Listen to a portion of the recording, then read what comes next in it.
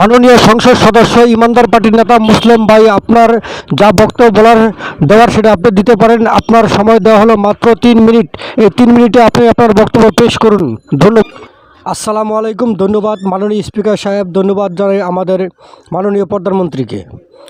আমি আপনার মাধ্যমে মাননীয় প্রধানমন্ত্রীর কাছে দাবি জানাচ্ছি যে আমাদের জনগণের কিছু সমস্যা আছে, যে সমস্যাগুলো জনগণ সরাসরি প্রধানমন্ত্রী সাহেব বা অন্যান্য মন্ত্রী সাহেবদের সাথে কথা বলতে পারে না। এই জন্য আমি চাচ্ছি যে আমাদের যিনি বর্তমান স্বরাষ্ট্রমন্ত্রী আছেন ওনার একজন সহকারী দেওয়া হোক, এবং সেই সহকারী স্বরাষ্ট্রমন্ত্রী সাহেব সবসময় 15 থেকে 20টা টেলিফোন নিয়ে বসে থাকবেন এবং প্রশাসনের ঊর্ধ্বতন কর্মকর্তারা সেখানে থাকবেন। জনগণের এবং সেই 15-20টা টেলিফোন নাম্বার জনগণের মাঝে ছড়িয়ে দেওয়া হবে।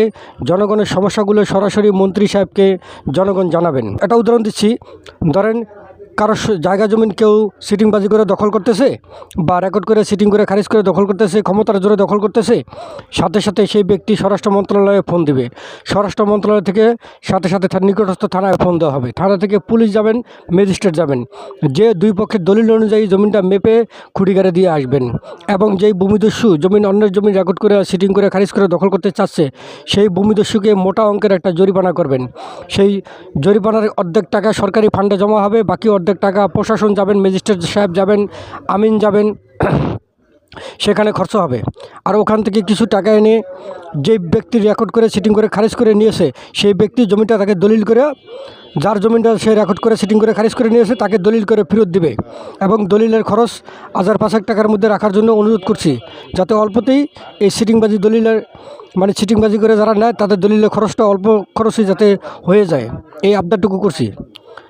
এরকম একটা সিস্টেম যদি করেন তাহলে দেশ ও জাতির জন্য সবচেয়ে ভালো হতো। কারণ গরিব অসহায় মানুষ আদালতে মামলা মোকদ্দমা করে বছরের পর বছর ঘুরবে, টাকা পয়সা খরচ করবে, এই সামর্থ্য তাদের নাই। তাই জন্য গরিবের সমস্যাগুলো সমাধান করার জন্য আমি একজন স্বরাষ্ট্রমন্ত্রীর সহকারী চাই, তিনি জনগণের সমস্যাগুলো শুনবেন এবং সাথে সাথে সমস্যা ফ্রিতেই সমাধান করবেন। এই আবদারটুকু আপনার মাধ্যমে আমাদের মাননীয় স্বরাষ্ট্রমন্ত্রীর কাছে দাবি জানাচ্ছি। যদি আমার কথায় কোনো কষ্ট পান বা ভুলভ্রান্তি হয় ক্ষমার দৃষ্টিতে দেখার অনুরোধ জানাচ্ছি।